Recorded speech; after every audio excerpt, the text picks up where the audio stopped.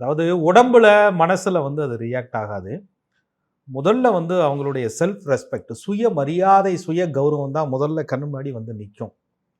ஒரு ஈகோ அதிகமா ஹர்ட் ஆகும். ரொம்ப மனச பாதிக்கும். ஏதோ நமக்கு மரியாதை கிடைக்கல. நம்ம மரியாதையாக நடத்தப்படல. நமக்கு கிடைச்ச மரியாதை குறையுது. இவங்கள ட்ரீட் பண்ற விதம் வேற மாதிரி இருக்கு. நம்மள்ட்ட இவங்க இதுக்கு முன்னாடி நடந்துக்கிட்டது வேற. இப்ப ஏதோ ஒரு மாரி நடந்துக்கிறாங்க. அவங்க நல்லாவே நடந்துக்கிட்டாலும் இவங்களுக்கு அப்படிப்பட்ட சூழல்கள் உருவாகும். அல்லது இவங்க உணர்ந்தது உண்மையா கூட இருக்கும்.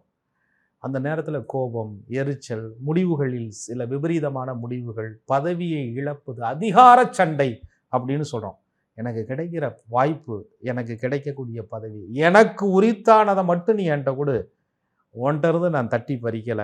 ஆனா அதே நேரத்துல எனக்கு கிடைக்கிறத நான் விட்டும் கொடுக்கல. ஏன்னா சிம்ம ராசிக்காரர்களுடைய பதவியை ஒருத்தர் தட்டி பறிப்பது பிடிக்காது. அதே நேரத்தில் இன்னொருத்தருடைய பதவியை இவர்கள் எட்டி பிடிப்பது என்பது இவர்களுக்கு தேவையில்லாத ஒன்று. ஏன்னா இவர்களுக்கு கிடைக்கக்கூடிய பதவியும் மரியாதையும் இவர்களுக்காகவே எழுதி வைக்கப்பட்டது. அதை யார் காலையும் வாரி யார்கிட்டையும் போய் கூல கும்பிடு போட்டு வாங்கணுங்கிற அவசியம் சிம்மராசிக்காரர்களுக்கு கிடையாதுங்கிற தன்மை இந்த நேரத்தில் உடைபட்டு போயிடும்.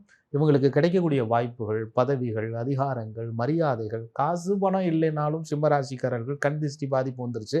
காசு இல்லை, பரவாயில்ல, இன்னைக்கு இல்லை, நாளைக்கு வாங்கி சமாளிச்சுக்கலாம்.